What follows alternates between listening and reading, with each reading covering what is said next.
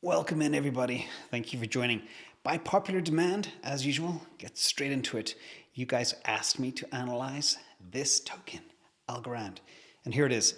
Now, I take all my tokens and all my due diligence very seriously. I have my 10-step process. I'll walk you through every single step. And at the very end, my price predictions out 10 years. And for this particular analysis, I've actually used 11 different price prediction models. So that's one of the largest I've ever done. And it takes a lot of time, so I hope you guys enjoy. I'll go through this as quickly as possible, and every detail is in the description below of every single slide. So this channel's about math, money, and freedom, and how I analyze things so you guys can make good financial decisions and not make any missteps, which can be quite costly, especially in today's market. Quick disclaimer, of course, this is not financial advice, this is edutainment, and it's my point of view. That's it. So my 10-step process, you guys know it by now. This is the fourth time I've gone through this. What it does, how it plays, the industries it can disrupt, the ranking, growth rates, value props, the developers and technology, the ecosystem, longevity, and price prediction models. So stick around till the very end. And I also have timestamps below as well, as usual. Now, before we jump in, I hope everybody is okay during these crazy times. It is extremely volatile, but it's also a very opportunistic time as well to get really good cryptos at really low prices.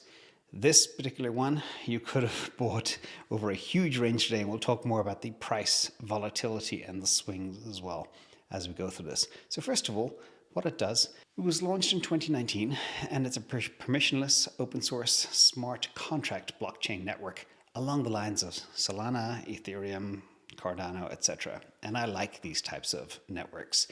And they believe they've cracked the code on the trilemma of speed, security, and decentralization, which is also the reason I like Solana so much.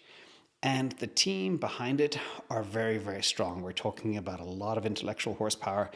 The professor Silvio Micali, he's an MIT guy, and he won the Turing Award, I think about 5 or 8 years ago. So this guy is as smart as a whip and knows how to build really good innovative technologies and also attract really good team members as well. So what is it used for? There are a number of different use cases. First of all, create and deploy tokens, support things like NFTs, stablecoins, securities, currencies, you name it. It's also very simple and cost-effective payment infrastructure along the lines of XRP. And it can create new financial tools, protocols, and services. Basically, it's a framework by which people can develop upon and do whatever they want, disrupt the whole world. And some of the applications are really, really mind-blowing. Like, check these out. So first of all, SIAE group, they have launched more than 4 million NFTs on Algorand, and they did it in a very short window of time, which is spectacular.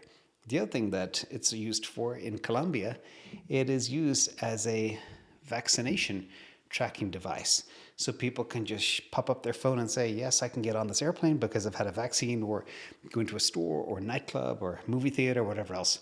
I think that's really cool because I've always said for a long time, it's only a matter of time before the blockchain becomes a platform for people to store their credit history, their voting records, their resumes, you name it. It's the best way. Even dating profiles. I joked with somebody on Patreon about that too.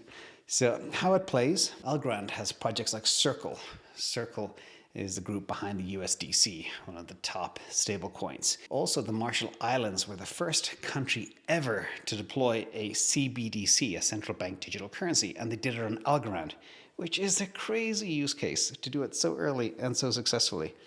Also, Tether is based and have launched their USDT stablecoin on Algorand blockchain. So you can see here, tons of use cases, tons of success. And my question is, why is it not bigger? So we'll see. So target industries that they can go after. A lot of cool stuff here. Obviously, financial services, microfinance, governments and public sector, like CBDCs, which every government now wants a CBDC so they can control their people more. Got insurance, fraud detection, real estate tokenization, which I'm a big fan of, copyright management, NFTs, and even fractional NFTs. Who even knew that was a thing? You could buy a piece of the Mona Lisa and store it away, which is actually a really cool idea and a cool concept. So where do they rank against all of my favorite cryptos? So if you see here, these are the list of the kind of cryptos that I follow and I analyze and I hold. I have Ethereum, of course, a lot of Bitcoin, Binance, Coin, Cardano, Polkadot, Solana, VeChain, Algorand, HBAR, a few others. So I've kind of I went big into the altcoin casino over the last couple of days because of the buying opportunities. Much more than I wanted to, quicker than I wanted to, but hey, I looked at the prices and many coins were down at 6-month lows or 4-month lows, so I said, why not? Anyway, Algorand is here at number 40. Their market cap is about 2.87 billion at the time of this recording. Price was 93 cents. But when I look at my price chart now live, it's back to 97 cents. And I made a little trade today as well. So I added my first Algorand because my thing is, if I'm going to analyze a coin, I have to put my money where my mouth is and have some too. So I just got in today, in full disclosure. Now let's look at benchmark ranking and who are some of the closer competitors and what they do. In some people's eyes, obviously Ethereum, EOS, Tron. But the key thing I want to focus in here on is obviously the consensus mechanism. These are pure proof of stake, which is kind of unique to Algorand. And that makes it very scalable and also very efficient. Now the transaction throughput is about 1,000 transactions per second. Not as much as Ripple, EOS, or Tron, but it's up there. And it has the ability to support many different smart contract languages as well. So people can configure in a whole bunch of different stuff, like Python, which is pretty cool. So value propositions. Another one that's really hot on the table today is, of course, like the Green New Deal, as they call it. Everybody wants to go carbon neutral. And these guys are carbon negative. So it's the only carbon negative blockchain that I know of. And you can see here when Elon Musk rocked the boat last week, Algorand actually responded to him saying, we are proud that Algorand is carbon negative and offsets the very small environmental impact with wind, reforestation and peatland sustainability projects around the globe, which is really cool. Please, can we work with you, Tesla? And let's talk more about our stablecoin infrastructure. So I thought that was pretty cool indeed. And this also ties in with the work they're doing in the Marshall Islands, which is subject to things like global warming and obviously pushing things like payments infrastructure, which is very cool. So that is a big value prop in my book.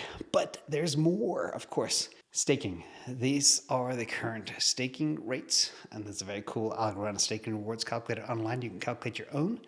So typically, if you pump in 1,000 algos, which will cost you less than $1,000 today, you can generate about an APY of about 5.8%, which is pretty cool.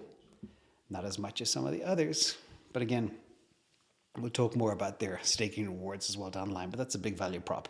The other one, of course, is that whole trilemma of scalability, security, and decentralization. I discussed this previously with Solana, and this is why I like Algorand too, is because they have done it. Most blockchains, you only have a choice of two. These guys, So you can see here, as I discussed before, you've got blockchains that focus very much on decentralization and security. Obviously, Bitcoin's a clear winner there, but it's not as quick, so it lacks the scalability. You've got other ones like Ripple, very scalable, but lack maybe a little bit of security and decentralization, etc. You get the ideas. But Algorand is in the middle, which is another very powerful value prop.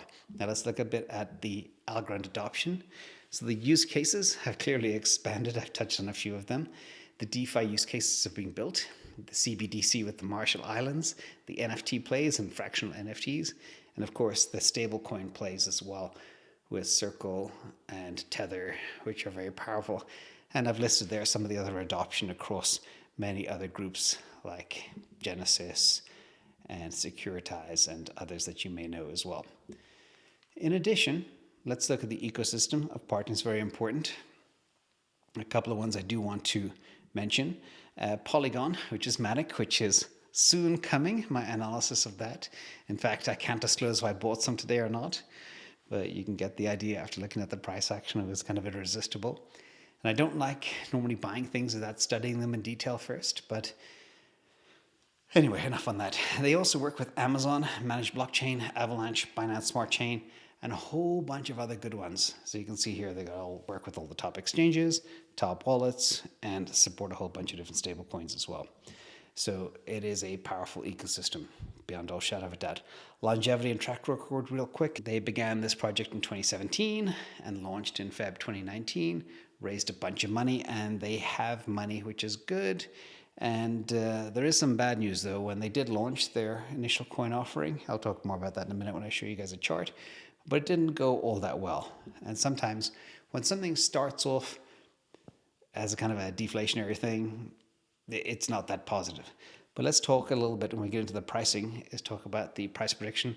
First of all, we have to look at the token supply.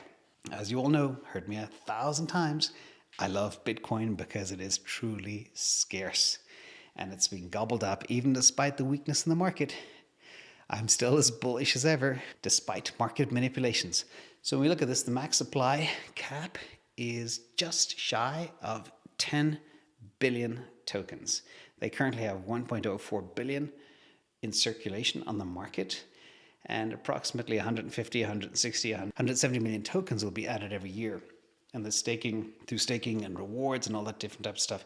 But if you look at the actual shareholding, you got about 2 million held by Algorand Inc. 2 billion Algorand Inc.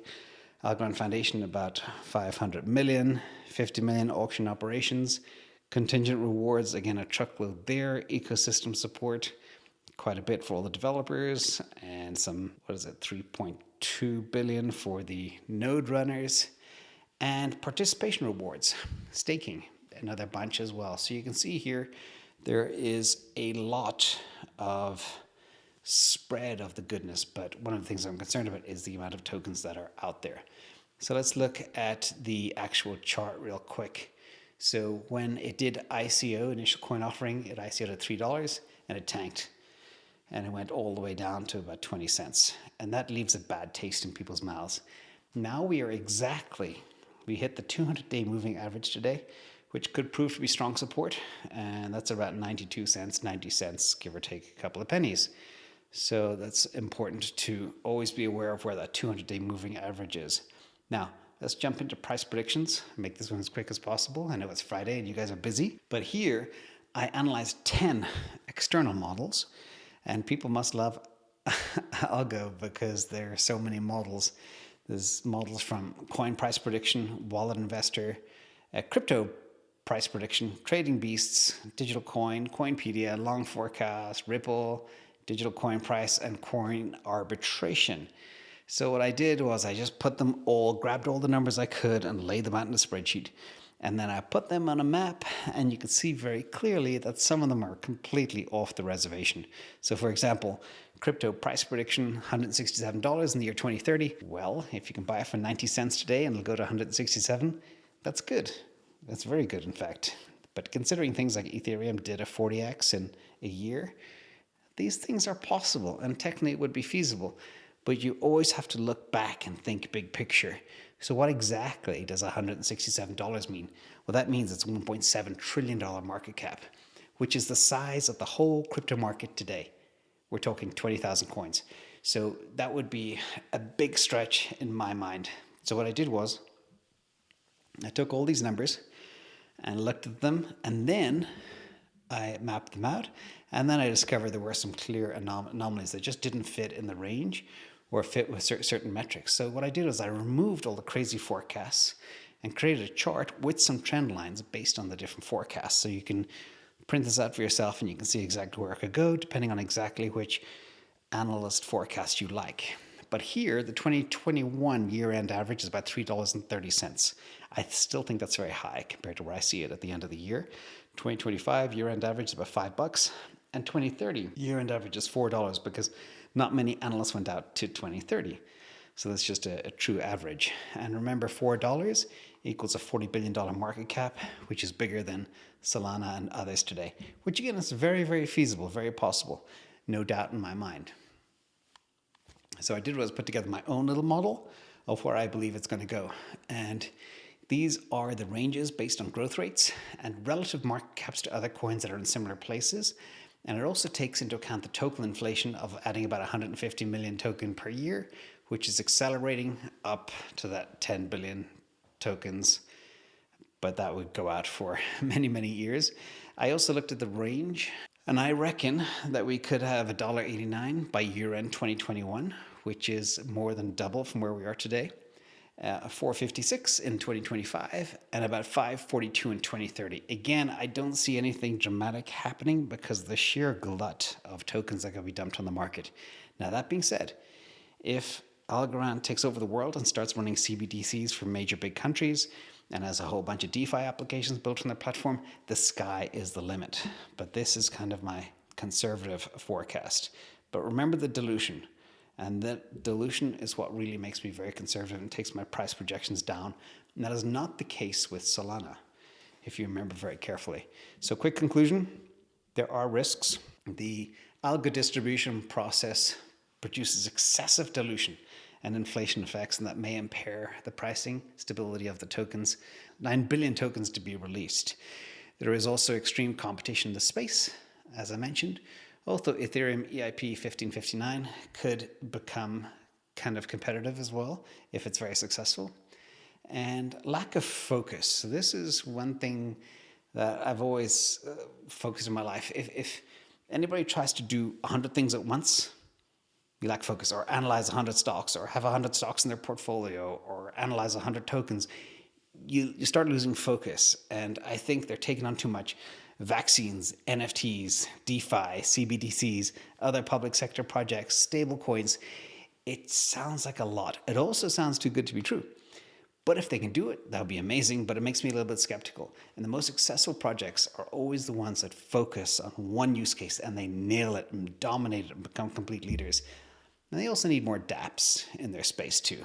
Now, on the positives, I think Algorand helps developers build quality decentralized applications. That's simply been proven already.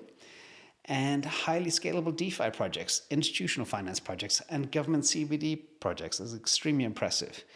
Algorand is used by hundreds of companies like Circle, IDEX, Republic, and Tether, which is huge.